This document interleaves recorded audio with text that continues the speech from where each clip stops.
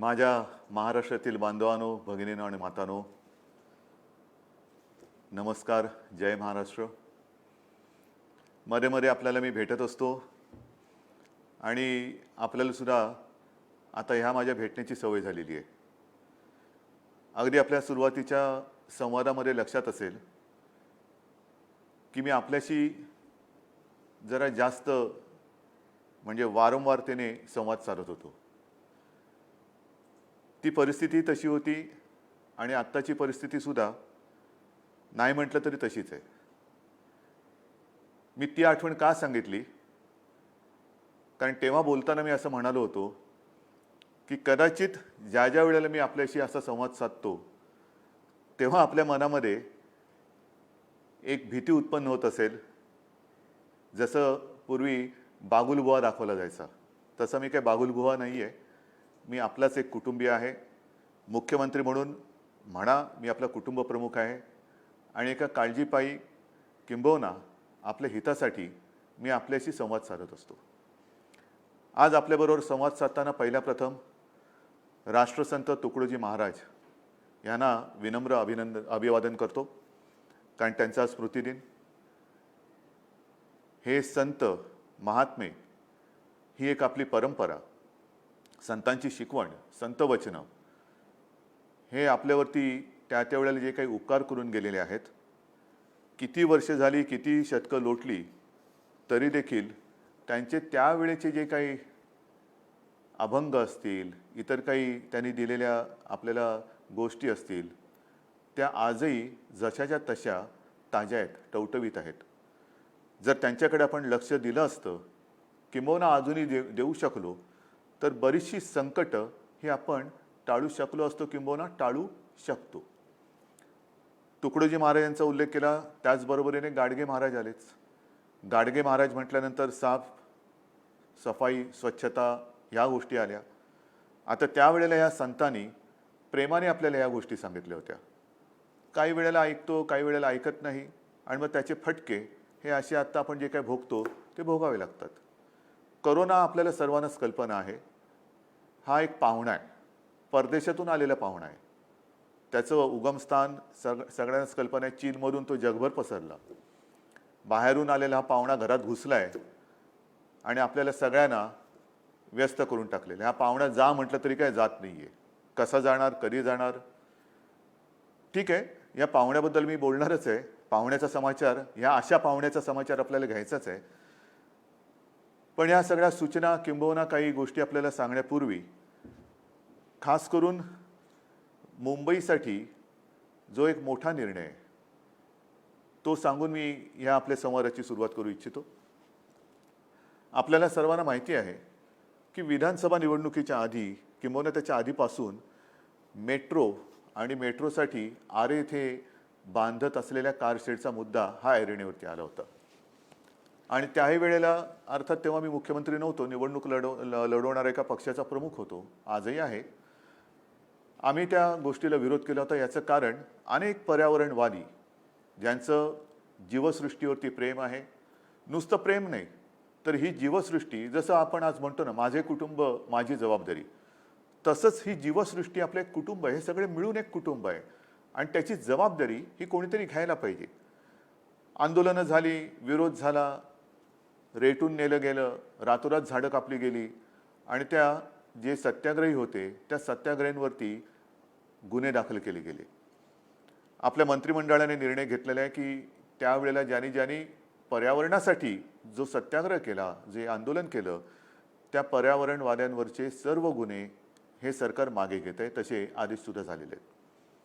हे मागे घेतल्यानंतर तुम्ही म्हणाल, अहो पण त्या आरे कारशेडचं काय, ज्याच्यासाठी आंदोलन केलं, सत्याग्रह केलं, त्याचं काय आहे ना, त्याच्याबद्दल सुद्धा सांगतो.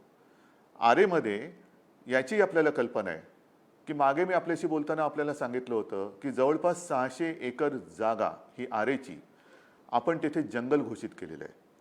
हां, जंगल घोषित केल्यानंतर याचा अर्थ असा नाही की तिथे ज्या काही गोष्टी आता आदिवासी आहेत, आदिवासी पाडे आहेत, काही तबेले असतील, आणखीन काही गोष्टी, तिथल्या कोणाच्याही अधिकारावरती किंचित सुद्धा गदा येऊ न देता आपण हे जंगल घोषित केलं. त्यावेळेला हे जंगल 600 एकर होतं. आज मला सांगायला आनंद होतोय, आणखीन आपल्या सगळ्या प्रशासकीय लोकांनी अधिकाऱ्यांनी एक आढावा घेतल्यानंतर या जंगलाची व्याप्ती आता 600 एकरपासून जवळपास 800 एकर झालेली आहे. 800 एकरचं जंगल आपलं सरकार, तुमचं सरकार हे आपल्या या मुंबईत, महाराष्ट्राच्या राजधानीत जंगल म्हणून आज घोषित करतोय आणि त्याचा मला सार्थ अभिमान आणि नक्कीच आनंद आहे. हे असं कुठेही जंगल नसेल जगाच्या पाठीवरती. शहरामध्ये जंगलात शहरं होत आहेत, पण शहरात जंगल होत नाहीये. हे एक बोलाची कडी आणि बोलाचा भात नाहीये. जे आहे ते टिकवणं आणि मग उरलेल्या जागेत विकास हा एक महत्त्वाचा भाग आहे. पण तरी देखील आरे कारशेडचं काय, आरेमध्ये जंगल केलं, कारशेडचं काय, त्याच्याहीबद्दल सांगतोय. निर्णय झालेला आहे. आरे कारशेडमध्ये गेल्या वेळेला जेव्हा काही बातम्या येत होत्या तेव्हा असं ठरलं होतं की आरेमध्ये कारशेड होणार नाही. त्याच्याबद्दल इतरत्र कुठेतरी आपण जागा बघू. मग मुद्दा आला की अहो पण तिकडे खर्च केलाय त्याचं काय, एवढा खर्च झालाय, हा खर्च कोणाच्या डोक्यावरती येणार, मग अमुक एक झाले त्याचं काय होणार. सगळ्याची उत्तर आहेत. याही गोष्टीबद्दल मला सांगायला आपल्याला आनंद होतोय की आरेची जी कारशेड होणार होती ती कारशेड आता कांजूरला होणार. मग किंमत किती, भरपूर किंमत होणार. जमिनीची किंमत कोण देणार, मग झालेला खर्च वाया जाणार, प्लस हा आणखीन त्याच्यावरती खर्च. तर त्याही बाबतीत मी आपल्याला सांगतो की कांजूरची ही जागा आहे, ही सरकारची जमीन 0 रुपये किमतीने या मेट्रो कारशेडसाठी आपण दिलेली आहे आणि तिथे कारशेड करण्याचे आदेश कालच मी दिलेले आहेत. 0 पैसे, म्हणजे एक सुद्धा रुपया तिकडे लागणार नाही. ही सरकारी जमीन जनतेच्या हितासाठी आपण वापरतो. आणि मग ते करताना याच्यासाठी जो काही खर्च झाला होता तो खर्च, ती जी एक बिल्डिंग झाली होती त्या बिल्डिंगचा एक खर्च आहे, तो साधारणतः त्या बिल्डिंगचा आणि मग भराव टाकण्यासाठी साधारणतः 100-1 कोटी रुपये जो खर्च झाला आहे, ती बिल्डिंग सुद्धा या कामासाठी वापरता येणार नसली तरी अन्य एका चांगल्या कामासाठी आपण वापरू, म्हणजे तोही पैसा वाया जाणार नाहीच. परंतु इथे जे काही टनेल किंवा रॅम्प केलेले आहेत, ती मेट्रोची 3 नंबर आणि 6 नंबरची लाईन, त्याचं एकत्रीकरण करून त्या बाबतीत खर्च केला गेलेला पैसा हा मेट्रोसाठी उपयोगात आपण आणतो आहोत. त्याच्यामुळे कोणालाही ही काळजी पडण्याचं कारण नाही की ह्याच्यासाठी जो खर्च केलेला पैसा आहे, जो आमचा पैसा आहे, जनतेचा पैसा आहे, हो तुमचाच पैसा आहे, तुमच्यासाठीच खर्च करतो आहोत, खर्च झालेला आहे, त्यापैकी एकही पैसा वाया जाऊ देणार नाही. नवीन जागा मी पुन्हा सांगतो, कांजूरला जी जागा आपण निश्चित केलेली आहे त्या जागेसाठी, ती प्राप्त करण्यासाठी 1 रुपया सुद्धा खर्च होणार नाही. खरंच सांगतोय मी तुम्हाला हे. आणि हे काम करण्यासाठी मी विशेष धन्यवाद जे देणार आहे, साहजिकच आहे याच्यामध्ये आपल्या राज्याचे उपमुख्यमंत्री अजितदादा पवार त्यांचं सुद्धा सहाय्य आहेच. आदित्यनी ह्याच्यात खूप मेहनत केलेली आहे. पर्यावरण मंत्री त्यांनी मेहनत केलेली आहे, अहोरात्र मेहनत केलेली आहे. त्याच्या सोबतीने आपले महसूल मंत्री बाळासाहेब थोरात आहेत, नगरविकास मंत्री एकनाथजी शिंदे आहेत, आरे म्हटल्यानंतर सुनील केदार आले. या सगळ्यांनी आणि विशेष करून मेट्रोचे अधिकारी असतील, प्रशासकीय अधिकारी असतील, या सर्वांनी एका आपुलकीने, नुसतं काय म्हणायचं त्याला, कोरडेपणाने नाही, आपुलकीने, प्रेमाने हे जे सगळं काम केलेलं आहे त्यांचे आपण ऋणी असायला पाहिजे, त्यांना आपण धन्यवाद दिले पाहिजे. आणि त्या सर्वांना मी केवळ मुंबईकरांच्या वतीने नव्हे तर हे जे मोठं जंगल आहे, एक वैशिष्ट्य आहे. नुसतं जंगल म्हणजे आम्ही 500 कोटी झाडं लावली, कुठे लावली दिसतील तुम्हाला हळूहळू, तसं नाही.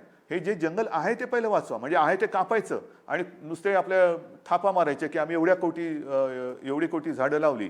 ही झाडं नाहीत, तशी झाडं मी लावता येत नाहीत, मला खोटी झाडं मी नाही लावू शकत. आहे ते पहिलं जपणं आणि हे पर्यावरण आपण जपण्याचं एक फार मोठं ऐतिहासिक काम आपण केलेलं आहे, ज्याच्याबद्दल मला खरंच एक मोठं समाधान आहे, खरंच समाधान. कारण ही जी जीवसृष्टी आहे, ही जीवसृष्टी आपले काय सखे वन वृक्षवल्ली, आम्हा सगळे सोयरी वगैरे काय म्हणतो ना, ते नुसतं बोलताना आपण म्हणतो, पण ही झाडं कापल्यानंतर हे जे काय फटके पडत आहेत, मग पर्यावरणामध्ये बदल होतोय, पर्जन्यमानामध्ये बदल होतोय. आता सुद्धा येत्या काही दिवसामध्ये महाराष्ट्रामध्ये पाऊस आणि अतिवृष्टीचे इशारे आहेत. हे कसे होत आहेत, काय होत आहेत, ह्या सगळ्या गोष्टीला कारण, जबाबदार हे आपलंच एक विकासाचं जे एक स्वप्न आहे, ते स्वप्न खरंच आहे का, हा एक विचार केला पाहिजे. आणि म्हणून आपल्या या संवादाला सुरुवात करण्यापूर्वी किंबहुना करताना मला ही एक अभिमानाची गोष्ट आपल्याला सांगायची होती, जी मी सांगितली, जिचा उपयोग आपल्याला सर्वांना तर होणारच आहे, पण येणाऱ्या कित्येक पिढ्यांना तो होणार आहे. असो, ही झाली आपल्या ह्या आरेबद्दलची एक अनिश्चितता संपवण्याची गोष्ट, की आता आरेमध्ये कारशेड होणार नाही, ती कांजूरमध्ये होईल आणि मेट्रो 3 आणि मेट्रो 6 साठी तिकडे जी गरजेची गोष्ट होती ती आपण करतो आहोत. मग आता गेल्या काही दिवसातली परिस्थिती, साधारणतः पीक पाणी कसं आहे? मला माहिती आहे की जसं निसर्ग चक्रीवादळ येऊन गेले कोकणात, पूर्व विदर्भामध्ये परिस्थिती गंभीर होती.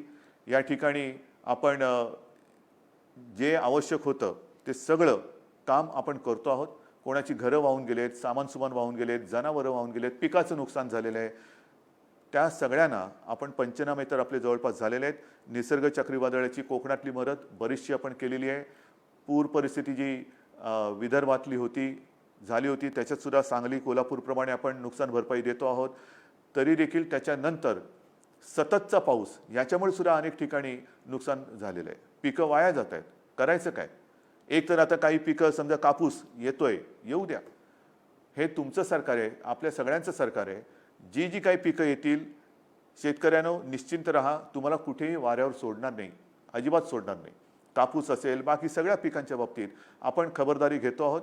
जिथे जिथे नुकसान होतंय पंचनाम्यांचे आदेश दिलेले आहेत आणि यथायोग्य जी काही नुकसान भरपाई आहे आपण ती देत जातो आहोत. हे करताना आपण जी एक घोषणा केली होती, जे विकेल ते पिकेल, हे एक आपलं कृषीचं धोरण आहे. म्हणजे काहीतरी वेडवाकडं पिकवत नाही बसायचं. उद्या कशाला बाजारपेठ आहे, कोणत्या दर्जाचं पीक आपण पिकवलं पाहिजे, याच्यासाठी आता जनजागृती आपण सुरू केलेली आहे. शेतकऱ्यांमध्ये आता जागृती करतो. कोणत्या दर्जाचं पीक तुम्ही पिकवलं पाहिजे, की ज्याला हमखास, हमी भाव हा एक भाग, पण हमखास भाव हा कशाला मिळेल? तर ज्याला हमखास भाव मिळेल ते पिकवण्यासाठी आपल्या सरकारचा आग्रह आहे. अनेक शेतकरी याच्यामध्ये सामील होत आहेत आणि त्याच्यासाठी मग जे जे काय करता येणं शक्य असेल, जसं मला आठवते इथूनच मी आपल्याला नाशिक आणि त्या परिसरामध्ये महाऑनियन म्हणजे कांद्याची साठवणूक. अनेकदा काय होतं की शेतकरी माझा गरीब आहे, भोळा भाबडा आहे, मरतो, राबतो, दिवस रात्र उन्हात तानात, पावसात, पाण्यात, थंडीत, काय कशाची काय परवा तमा न बाळगता. म्हणजे मी मध्ये कोणाला तरी बोललो होतो की या कोरोनाच्या काळात बाकी सगळे ठीक आहेत, वर्क फ्रॉम होम चांगलं आहे, आवश्यक आहे, पण शेतकरी उद्या वर्क फ्रॉम होम करायला लागला तर आपण खाणार काय? तो ऑनलाईन किंवा असं व्हिडिओ कॉन्फरन्सिंगनी शेती नांगरू शकत नाही, त्याला पाणी देऊ शकत नाही, पीक आल्यानंतर कापणी करू शकत नाही. त्याच्यामुळे त्याला असेल त्या परिस्थितीत राबावं लागतं, कष्ट करावे लागतात. आणि म्हणूनच आपण पहिले जे पाऊल म्हणजे सरकारची सुरुवातच आपण जी केली ती जवळपास 29.5 लाख शेतकऱ्यांना त्यांचं पीक कर्ज मुक्त करण्यापासून केली होती. पण तरी देखील हे चक्र चालूच राहतं आणि त्याच्यासाठी मग पीक आल्यानंतर साठवायचं कुठे? त्यांच्याकडे घरामध्ये जागा नाही आहे. शेतामध्ये म्हणायचं तर उघड्या बोडक्या शेतामध्ये असं ठेवू शकत नाही. म्हणून आपण महाऑनियन हा जो एक प्रकल्प सुरू केला, ती एक सुरुवात आहे. कांद्यासाठी साठवणूक केंद्र, उद्या सोयाबीन येईल, तूर येईल, तांदूळ येईल, कापूस येईल. याच्यासाठी आवश्यकतेनुसार स्टोरेज म्हणजे जिकडे कोल्ड स्टोरेज, शीतगृहांची आवश्यकता आहे तिकडे शीतगृह दिली जातील, स्टोरेजची आवश्यकता आहे तिकडे गोदामं दिली जातील. आणि मग चांगली बाजारपेठ, हे बाजारपेठ आणि शेतमाल ह्यांची जुळवणूक त्या शेतकऱ्याला करून देणं या दिशेने आपण चाललेलो आहोत. पण हे करताना जसं एक मधल्या काळामध्ये मी आणि आमच्या सर्व मंत्रिमंडळातील सहकार्यांनी विविध आपल्या राज्यातील विविध कृषी संघटनांशी चर्चा केली. ती चर्चा एवढ्यासाठी केली, केंद्र सरकारने जो कृषी कायदा, कृषी धोरण एक त्यांनी मंजूर केलेलं आहे, त्याचे फायदे किंवा त्याचे फटके आपल्याला काय बसतील त्याच्याबद्दल सुद्धा विचार सुरू आहे. आपल्या हिताचं काय, शेतकऱ्याच्या हिताचं काय? असं माझं म्हणणं नाही की सगळंच काहीतरी चुकीचं आहे किंवा सगळंच काही बरोबर आहे. जे बरोबर असेल, जे योग्य असेल त्याचा जरूर आम्ही स्वीकार करू. पण जर अयोग्य असेल आणि जर माझ्या कुठे शेतकऱ्याच्या पायावरती धोंडा पडणार असेल तर मात्र आम्ही ते स्वीकारणार नाही. हे आपल्या राज्याचं धोरण आहे. आम्ही जे करू ते आमच्या जनतेच्या हिताचं करू, शेतकऱ्याच्या हिताचं करू. जोर जबरदस्तीने उगाचच काहीतरी कायदा आलाय म्हणून तो जसाच्या तसा चांगला असेल, आनंद आहे. पण जर का नसेल तर मात्र या सर्व संघटनांशी आम्ही बोलतो आहोत. त्यातनं वेगवेगळ्या सूचना येत आहेत, काही आक्षेप आहेत, काही गोष्टी समजून घेण्याची आवश्यकता आहे. याच्यावरती सुद्धा आपण विचार करतो आणि त्यांच्याशी सगळ्यांशी बोलून मग आपण ह्या कृषी धोरणाबद्दल बोलूया. एकूण काय, तर हा लॉकडाऊन आता आपण हळूहळू उठवत चाललेलो आहोत आणि तो उठवत असताना बऱ्याच ठिकाणी आपण काही चांगल्या गोष्टी केलेल्या आहेत. माझ्यासमोर आहेत त्या गोष्टी. म्हणजे एक तो महाअनियन प्रकल्पाविषयी तुम्हाला सांगितलं, कृषी उद्योग यांना सुद्धा आपण एक ओपन करायला किंवा उघडायला आपण सुरुवात करायला देतो आहोत. हे करत असताना एक गोष्ट मात्र नक्की, की प्रत्येकाने आपापली काळजी ही स्वतः घ्यायला पाहिजे. ही स्वतः घ्यायलाच पाहिजे. हे सगळे उद्योगधंदे सुरू होताना सरकार काय करते, तर साधी गोष्ट आहे, आपल्याला आवश्यकतेनुसार आपण कोविडसाठी, कोरोनासाठी, म्हणजे कालच मी वाशिम येथे RT-PCR लॅबचं एक व्हिडिओद्वारे लोकार्पण केलं. वाशिम म्हणजे सुरुवातीला जिथे आपल्याकडे एखाद दुसरी ही लॅब होती, आता त्या लॅबमध्ये आपण किती भर घातलेली आहे. जवळपास 450च्या आसपास सरकारी आणि त्याच्यात 100च्या आसपास खाजगी ही चाचणी केंद्र आपण आज राज्यभर सुरू केलेली आहेत. खूप मोठ्या प्रमाणावर करतोय. मोठ्या प्रमाणावरती आपण रुग्णशय्या वाढवतोय, बेड्स वाढवतोय, व्हेंटिलेटरची वाढ करतोय, सगळ्या गोष्टी करतोय. कर्जमुक्ती जशी आपण केलेली आहे, विक्रमी कापूस खरेदी जशी केलेली आहे, मध्ये जी काही संकट आले आहेत त्याच्यात आपण पंचनामे करून नुकसान भरपाई जशी देतो आहोत, तशाच काही ज्या आपल्या योजना आहेत. उदाहरणार्थ आपण शिवभोजन, जी मूळ योजना आपली 10 रुपयात थाळी, ती आपण ह्या काळामध्ये 5 रुपयात थाळी केलेली आहे. आणि त्या 5 रुपये थाळीमध्ये शिवभोजनाच्या अंतर्गत आजपर्यंत जवळपास, म्हणजे करोनाचा काळ सुरू झाल्यापासून आजपर्यंत मी आपल्याशी बोलतोय तोपर्यंत साधारणतः 2,02,00,000 थाळ्या ह्या वितरित झालेल्या आहेत. 2,02,00,000. हे आपण नाही म्हटलं तर मोठं एक काम करतो, मोठं काम करतो. आणि असं ह्या सगळ्या बाजूने आपण हे सुरू करण्याचा प्रयत्न ठेवतो आहोत, करतो आहोत. जबाबदारी आपली आहे. मी अगदी सुरुवातीच्या काळात असं म्हटलं होतं की तुम्ही जबाबदारी आणि खबरदारी, आता थोडं सरमिसळ झाले. नेमकी जबाबदारी कोणी घ्यायची, खबरदारी कोणी घ्यायची? कारण हा पाहुणा काही जात नाहीये, हा आणखीन हातपाय पसरतोय. पाहुण्याला दिली ओसरी, पाहुणा हातपाय पसरी, हे हातपाय पसरत चाललंय. शहरामधून आता ग्रामीण भागात पसरतोय आणि पसरताना त्याला आता थांबवण्याची गरज आहे. थोडंसं काय झालेलं आहे, नाही म्हटलं तरी एक असं चित्र दिसतंय की आता संख्या कमी होते, आता आमच्याकडे बेड्स अवेलेबल आहेत, आता आमच्याकडे ऑक्सिजनला लागणारे रुग्णांची संख्या कमी होते आहे. खरं आहे. म्हणून मी तुम्हाला या केसेसचा आकडाच सांगतोय. जिथपासून पहिला आपल्याला पेशंट सापडला तेव्हापासून आजपर्यंत साधारणतः एकूण केसेस ह्या 15,17,434 ह्या आत्तापर्यंत म्हणजे पहिल्यापासून आत्तापर्यंत हे सगळ्याच्या सगळ्या ॲडमिट नाही आहेत. ते त्यातले 12,55,779 हे बरे होऊन घरी गेलेले आहेत. हे बरे होऊन घरी गेलेत. दुर्दैवाने मात्र ह्याच्यात साधारणतः 41,000 मृत्यू सुद्धा झालेले आहेत. जवळपास 41,000 मृत्यू झालेले आहेत. व्हेंटिलेटरवरती आज साधारणतः, मी आता सगळे साधारणतः असं ह्याच्यात सांगतोय कारण त्याच्यात फार मोठा काही फरक ह्याच्यामध्ये तफावत येणार नाही आहे. म्हणून साधारणतः 2,000-2,25,000 रुग्ण हे मात्र व्हेंटिलेटरवर आहेत. त्याच्यानंतर आणखीन काही हे ऑक्सिजनवरती आहेत. काही जण हे पॉझिटिव्ह असले तरी विना लक्षणाचे आहेत, सौम्य लक्षणाचे आहेत, काही मध्यम लक्षणाचे आहेत. ही सगळी जर आकडेवारी बघितली तर पहिल्या दिवसापासून एक गोष्ट आपण लक्षात घ्यायला पाहिजे की साधारणतः 70 ते 80% ही लोक ह्याच्यामध्ये सौम्य ते मध्यम लक्षण आहेत, ज्यांना कदाचित काही जणांना करोना होऊन गेला हे कळतही नसेल. काही जणांना सौम्य लक्षणं दिसल्यानंतरही कोणतेही औषध दिल्याशिवाय ते बरी होत आहेत. काही जणांना औषधोपचार केले त्याच्यानंतर ते बरे होत आहेत. मात्र काही जण मात्र यांना खूप मोठा संघर्ष करावा लागतोय. विशेषतः ज्यांना आपण कोमॉर्बिडिटी म्हणतो की उच्च रक्तदाब आहे, मधुमेह आहे, किडनीचे काही त्यांना विकार असतील, स्थूलता असेल, ह्यांना मात्र त्यांच्यावरती हा व्हायरस घातक परिणाम करतोय. मग ही वर्गवारी ठरवणार कोण, ते आपल्या हातात नाही आहे. आणि त्याच्यासाठी मी वारंवार आपल्याला जे सांगतो आहे की खबरदारी आपल्याला घ्यायला पाहिजे. आपण खबरदारी घ्या, आम्ही जबाबदारी घेतो. ती जबाबदारी आम्ही घेतो आहोत. जिथे जिथे आवश्यक आहे हॉस्पिटल्स वाढवतो आहोत. ज्याप्रमाणे मी काल आपल्याला सांगितलं की वाशिममध्ये RT-PCR लॅबचं लोकार्पण केलं.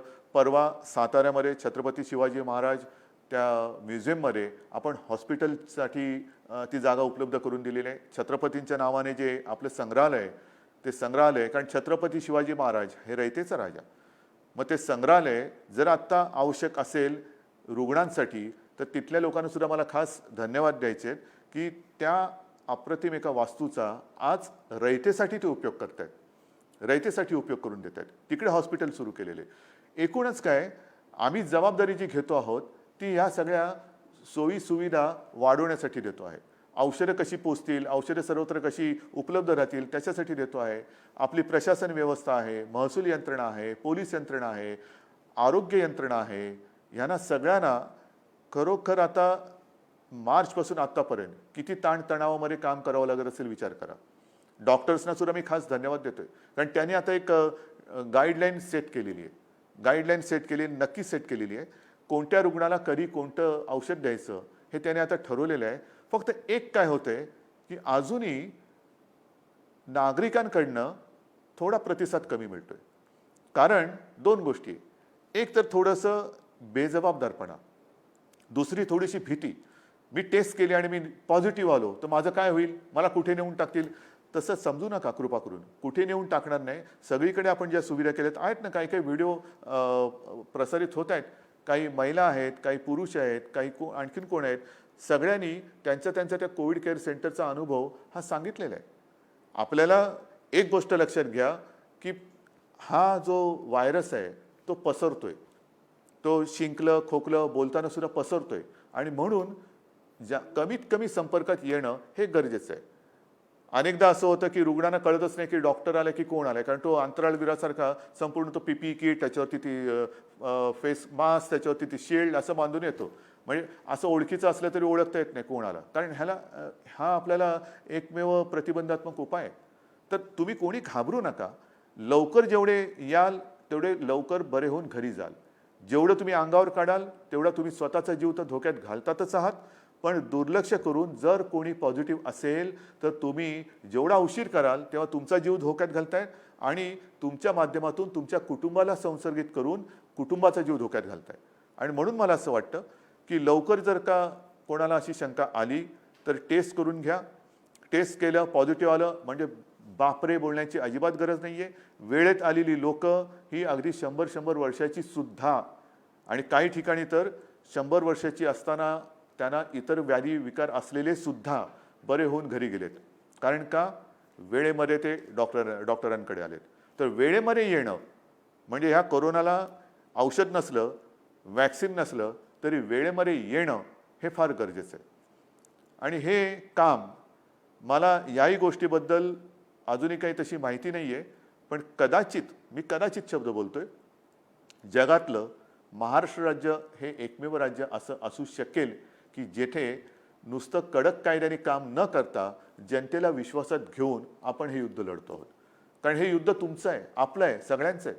ह्याच्यामध्ये जनता जोपर्यंत सहभागी होणार नाही, ही जनतेची चळवळ जशी कधी चळवळ करतो, स्वातंत्र्याची चळवळ होतो, साधा सुद्धा माणूस जेव्हा तो रस्त्यावरती उतरला तेव्हा इंग्रजांना सुद्धा इथून जावं लागलं. 150 वर्ष राज्य करणारे इंग्रज घालवणारे आपण लोक आहोत, त्यांचेच आपण वंशज आहोत. तर करोना नाही घालू शकणार, घालू शकतो. जिद्द जर का सगळ्यांच्या मनात असेल, एक लोकेच्छा, लोकांनी जनतेने इच्छा केली की बस आता हे बस झालं, हे आता मात्र या करोनाला मी हद्दपार केल्याशिवाय राहणार नाही. आणि मग जशी त्या युद्धाची काही शस्त्र असतात तसंच या युद्धाचं सुद्धा शस्त्र आहे आणि नक्कीच याला काही शास्त्र सुद्धा आहे. मला आणखीन एका गोष्टीचा जरूर उल्लेख करायचा आहे. जी एक मोहीम आपण संपूर्ण राज्यभर राबवतो आहोत, माझे कुटुंब माझी जबाबदारी, मला याही बाबतीत आपल्याला सांगायचं आहे, सर्वांना मला धन्यवाद तर द्यायचेच आहेत, पण विशेष धन्यवाद ही मोहीम राबवणारे आपले जे काही सगळे आरोग्य कर्मचारी आहेत, मग आपल्या आशा वर्कर्स आहेत, अंगणवाडी सेविका आहेत, आरोग्य कर्मचारी आहेत, महसूल यंत्रणा आहे, पोलीस आहे. खरंच तुम्हाला मी किती कोणत्या शब्दात धन्यवाद तुमचे मारू, माझ्याकडे शब्द नाही आहेत, खरंच शब्द नाही आहेत. हा देखावा नाही आहे, कारण गेल्या आठवड्यात माझ्या घरी सुद्धा ही टीम येऊन गेली. आमच्याही कुटुंबियांची त्यांनी चौकशी केली. काय त्यांना पडलेलं आहे, असं आपण त्यांना काय देतो आहोत. मग मी त्या सगळ्या महिला होत्या, त्यांना ताईनं म्हटलं, ताई बसा जरा, मला सांगा तुमचा दिवस कधी सुरू होतो, तुम्ही राहता कुठे, कोण कुठे डोंबिवलीला राहते, कोण इकडे राहते, कोण तिकडे राहते, सकाळ झाली का आपले कामावर रुजू होतात, जर उंच बिल्डिंग असेल तर जिन्यांची चढ उतार करायची, प्रत्येकाच्या घरात जायचं, ताप तपासायचा, सूचना द्यायच्या, सकाळपासून संध्याकाळपर्यंत स्वतःच्या जीवाची कुटुंबाची पर्वा न करता ही लोक मेहनत करतायत. खरंच तुमचे उपकार आहेत या महाराष्ट्रावरती. आणि हे उपकार केवळ बोलून असं नाही चालणार. माझ्याकडे काही नावं आहेत, मुद्दामने मी काही नावं ठेवलेली आहेत. आता अहमदनगरमधले आरोग्यसेवक आहेत सुदाम जाधव. मी आता त्यांची मुद्दामून ज्यांना त्यांनी थोडंसं शोधून काढलं त्यांची नावं घेत नाही, पण सुदाम जाधव यांनी जे घराघरात जात होते त्यांना एका व्यक्तीचा ऑक्सिजन कमी वाटला आहे होताच, म्हणून त्याने आग्रह करून या आपल्या उपचार केंद्रात आणलं. कोविड पॉझिटिव्ह त्याची लक्षणं त्यांना बरं करून आज ते घरी गेले. समजा ही सुदाम जाधव घरी आले नसते, त्यांनी चौकशी केली नसती, त्यांनी तो ऑक्सिजन तपासला नसता तर काय झालं असतं. अनेक जण आहेत असे. भंडारा जिल्ह्यामध्ये सुद्धा आशा वर्कर ज्या पुष्पा वाढई आहेत यांना सुद्धा एक महिला गरोदर होती, त्यांचा ऑक्सिजन त्यांना कमी वाटला, म्हणून त्यांनी सांगितले, आग्रह केले की चाचणी करून घ्यायची, कोविडची चाचणी करा. तर चाचणीला त्यांनी हे केल्यानंतर त्या कोविड पॉझिटिव्ह निघाल्या. ज्या त्यांना होत्या त्या ज्यांच्याबद्दल थोडंसं त्यांना एक संशय आला, त्या कोविड पॉझिटिव्ह निघाल्या. त्या गरोदर होत्या भगिनी, पण चाचणी झाल्यानंतर कळलं आणि कळल्यानंतर उपचार झाला. आज त्या सुखरूप आहेत, आज व्यवस्थित आहेत. त्याच्यानंतर भंडारा येथील आशा भारती वासनिक यांना सर्वेक्षण करताना आणखीन एक दोघं जण त्यांना ऑक्सिजन कमी आढळला, त्यांना आग्रह करून घेऊन गेल्या, त्या बऱ्या झालेल्या आहेत. अशी किती नावं आहेत. तर ही सगळी नावं ह्या आशा वर्कर्स आहेत, अंगणवाडी सेविका आहेत, आरोग्य कर्मचारी आहेत. हे सगळेजण आपापल्या परीने मेहनत करत आहेत. काही जण तर स्वतः आजारी पडले, म्हणजे घरोघरी जाताना ते स्वतः आजारी पडले. करायचं काय आता, कोरोना पॉझिटिव्ह, पण डगमगले नाहीत, खरंच डगमगले नाहीत. हे आजारी पडल्यानंतर व्यवस्थितपणाने त्यांनी आराम केला, औषधोपचार केला, खडखडीत बरे झाले. बरे झाल्यानंतर घरी नाही बसले, पुन्हा आपल्या कामावरती रुजू झाले. ही अशी सगळी माणसं, अशी सगळे लढवय्ये, कोरोना योद्धे हे आपल्या राज्यात आहेत, आपल्यासाठी मेहनत करतायत. आणि ती मेहनत करताना आपण त्यांना सहकार्य करण्याची गरज आहे. माझे कुटुंब माझी जबाबदारी हे एक आपलं कुटुंब आहे. महाराष्ट्र माझं कुटुंब आहे. केवळ माझं घर हे तर कुटुंब आहेच, पण महाराष्ट्र हे माझं कुटुंब आहे. आणि ते करताना आपण चार चौघात फिरताना सुद्धा काय करायला पाहिजे, जी त्रिसूत्री तुम्हाला सांगितलेली आहे, मास्क बरोबर घालणे. आज मी एकटा आपल्याशी बोलतोय म्हणून मी मास्क घातलेला नाही, नाहीतर मी या ऑफिसमध्ये बसताना कोणालाही भेटत असलो तरी मास्क व्यवस्थित घालतो. मास्क घालणे म्हणजे अर्धवट नाही. अनेकांना कळतच नाही की याला दाढी आले का मास्क लावलाय. मग नंतर कळतं रे पिवळ्या रंगाची दाढी कशी असेल, हिरव्या रंगाची दाढी कशी असेल. हा मास्क आहे, पण ते मास्क आहे तो काय गॉगल नाही असं स्टाईल म्हणून वर ठेवायला. तो बरोबर नाक आणि तोंड हे कव्हर करणं, आणि ते सुद्धा घट्ट. आता सुद्धा मी आपल्याशी बोलताना तोंडाला हात लावत नाहीये, बाजूनी हे करतोय, कारण तोंडाला हात लावण्याची सवय सुद्धा आपल्याला मोडली पाहिजे. काही सवयी आपल्या जरूर मोडल्या पाहिजेत. तर आपला मास्क हा व्यवस्थित लावला पाहिजे. विशेषतः चार चौघात फिरताना आपण तर मास्क घातलाच पाहिजे, पण आपल्याशी बोलणारा जो आहे त्याला सुद्धा जर का त्याच्या तोंडावर मास्क नसेल. अनेकांना काय सवय आहे की इकडे तिकडे फिरताना मास्क घालतात आणि बाजूला जवळ येऊन मास्क घालून मी काय म्हणतो, अरे काही बोलायचं तू काही म्हण, पण मास्क तोंडावर घालून म्हण. मी काय म्हणतो तर त्याला सांग पहिलं मी काय म्हणतो, मास्क तोंडावर घाल. तर नाक आणि तोंड हे झाकून ठेवलं पाहिजे. कारण आपण मास्क घातला असला आणि त्यांनी मास्क काढला असला तरी एक लक्षात घ्या की आपण नाक आणि तोंड बंद ठेवलेलं असलं तरी आपले डोळे उघडे आहेत. म्हणजे डोळे उघडे म्हटल्यानंतर त्या उघड्या डोळ्याने बघितलं पाहिजे की ह्याचा मास्क खाली आहे, आणि त्याला सांगायला पाहिजे की तू मास्क तुझ्या नाकावर तोंडावरती घे. कारण हा कोरोनाचा जो व्हायरस आहे तो डोळे, नाक आणि तोंड यातून आपल्या शरीरात जातो. हात स्वच्छ धुत राहा. का धुत राहा, आपल्याला कल्पना आहे जे नवीन नवीन आता अभ्यास येत आहेत, रिसर्च येत आहेत, त्यानुसार विविध पृष्ठभागावरती हा व्हायरस किती काळ जिवंत राहू शकतो. काही तासांपासून म्हणजे 1-2 तासापासून 72 तासापर्यंत हा जिवंत राहू शकतो, असा प्राथमिक निष्कर्ष आहे. काही जण म्हणतात की हा एअरबॉर्न आहे, म्हणजे हवेतनं सुद्धा पसरतो. तर हात स्वच्छ का धुत राहायचं? कारण मानवी त्वचेवरती हा व्हायरस जवळपास 9 तास जिवंत राहू शकतो. 9 तास. हा हा रिसर्च मी नाही केलेला. हा रिसर्च माझ्यासमोर जे कागद पडलेत आणि विविध ठिकाणच्या ज्या एजन्सीज आहेत त्यांच्यापासून आलेले. म्हणजेच आपल्याला एक तर नको तिकडे हात न लावणं, कारण टेबलावरती कदाचित व्हायरस अधिक काळ जिवंत राहू शकतो. सार्वजनिक आपण रेल्वेमधून फिरताना, बसमधून फिरताना, इकडे तिकडे जाताना समजा आधी कोणाचं व्हायरस तिकडे चिकटलेला असेल, तो किती तास जिवंत राहिला आणि त्यालाच हात लावला आणि लावला नाकातोंडाला हात, काही उपयोग नाही तुमच्या मास्कला. म्हणून एक तर सार्वजनिक ठिकाणी मास्क काढायचा नाही. सार्वजनिक स्वच्छतालयात म्हणजे शौचालयात मास्क अजिबात काढायचा नाही. रेल्वेमधनं, बसमधनं, इतर ठिकाणी सुद्धा मास्क काढायचा नाही.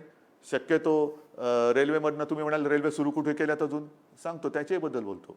पण एस-टी असेल, बसेस असतील किंवा या काही पब्लिक ट्रान्सपोर्ट ज्याला म्हणतो, तिथे एकतर कमीत कमी बोलायचं, शक्यतो बोलायचं नाही. मास्क हा घालून ठेवायचा. लावल्यानंतर हात धुतल्याशिवाय राहायचं नाही. जे मी संतांचं म्हटलं होतं, संत वचनं, ती परंपरा आहे आपली. लहानपणी मला आठवते घरी आल्यानंतर होती, स्वतः बाळासाहेब किंवा माझे आजोबा, आम्ही शाळेतनं आल्यानंतर खेळून आल्यानंतर जा पहिला बाथरूममध्ये हातपाय धु, कपडे बदल. हेच तर कोरोना सांगतोय, हातपाय धु, कपडे बदल. पण ह्या गोष्टी ते जे आपल्याला प्रेमाने सांगायचे ते ऐकत नव्हतो आपण. आता आपल्याला हे करावं लागते, नाहीतर त्याचे फटके बसतात. रेल्वेसुद्धा आज आपण राज्यांतर्गत रेल्वे सुरू केलेल्या आहेत. आपण लोकलसाठी त्याची वारंवारता वाढवून मागण्यासाठी मागणी केलेली आहे.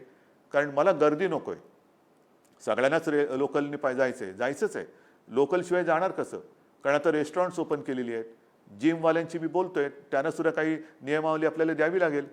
कारण सगळ्यात जास्त आपण ज्याला हार्टचा पंपिंग रेट वाढणं हा जिममध्ये होतो. मग त्याच्यातनं आपला श्वासोच्छ्वास हा जास्त जोरात होतो. म्हणजे ते जर कोणी कोविड पॉझिटिव्ह असेल तर तो जास्त त्याचा, आपण क्रिकेटमध्ये म्हणतो ना थ्रो, तर तो श्वासोच्छ्वास वाढल्यानंतर त्याचा थ्रो पण जास्त जाणार. मग ती आपण काय हे घेणार आहोत, खबरदारी घेणार आहोत. रेस्टॉरंटमध्ये सुद्धा आपण सांगितलेलं की समोरासमोर बसून जेवू नका, बाजूबाजूला बसून हे करा. तर ह्या अशा सगळ्या गोष्टी ज्या आहेत त्या आपण करतो आहोत. रेल्वेमध्ये सुद्धा आपण लोकलसाठी त्याची संख्या वाढवून मागतो आहोत. ती वाढल्यानंतर आपण अधिक लोकांना त्याच्यात प्रवास करायला देऊ. राज्यांतर्गत रेल्वेची वाहतूक सुरू केलेली आहे. ट्रॅफिक हळूवार जवळपास सुरू झालेले आहेत. दुकानं सुरू झालेली आहेत. कार्यालयामध्ये सुद्धा हळूहळू उपस्थिती वाढवत आहोत. पण माझे कुटुंब माझी जबाबदारी ही जी मोहीम आहे, त्या मोहिमेअंतर्गत मी जेव्हा राज्याच्या जिल्हाधिकारी किंवा इतर अधिकाऱ्यांशी व्हिडिओ कॉन्फरन्स केली, तेव्हा मला काही गोष्टी चांगल्या मिळाल्या. जाहिराती तर आपण करतो आहोत, रेल्वेवरती करणार, बस, एस-टी सगळे करतो आहोत. कोल्हापूरमध्ये त्यांनी मला सांगितलं की साहेब, आम्ही आमच्या दुकानावरती स्टिकर लावलेले आहेत. प्रवेश, मास्क नाही, प्रवेश नाही. No mask, no entry. किती सोपी गोष्ट आहे. No mask, no entry. Mask नाही, प्रवेश नाही.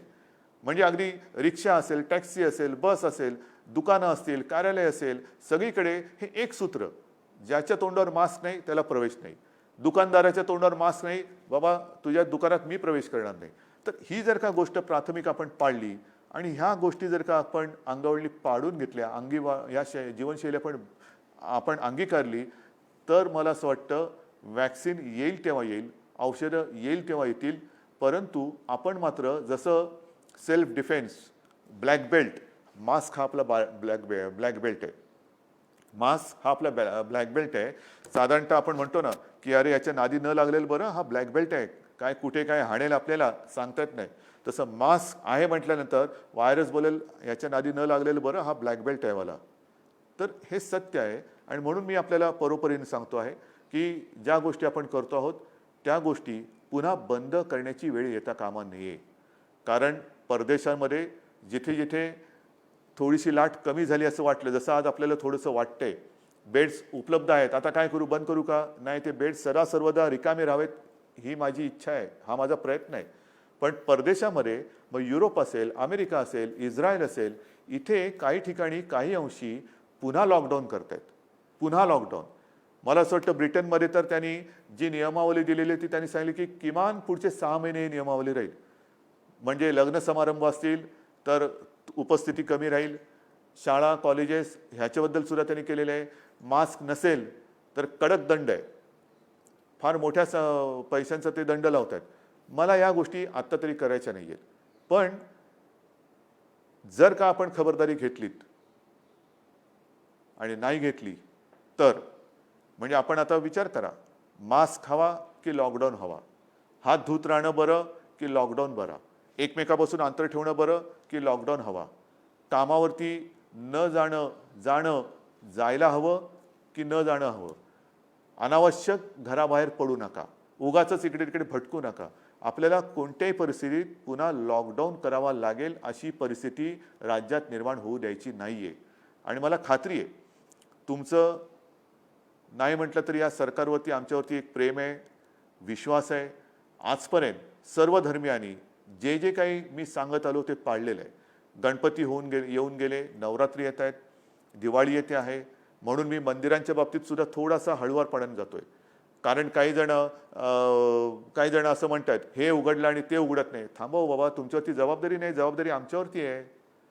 आमच्यावरती जबाबदारी आहे आणि नुसती जबाबदारी नाही आहे, आमच्या जनतेवरती प्रेम आहे आणि म्हणून आम्ही या गोष्टी करतोय. उगाच काहीतरी तंगड्यात तंगडं घालायचं आणि सगळ्या गोष्टी बंद ठेवायचं या मानसिकतेचे आम्ही नाही होत. पण नवरात्र आता आलेलं आहे, त्याच्यानंतर दिवाळी आहे, इतरही धर्मियांचे सण येत आहेत. आपल्याला खूप खूप काळजीपूर्वक एक एक गोष्टी करत जावे लागणार आहेत. कारण हळूवार आपण सगळे दार उघडतो आहोत. या उघडलेल्या दारातून सुबत्ता आली पाहिजे, समृद्धी आली पाहिजे, कोरोना व्हायरस येता कामा नये.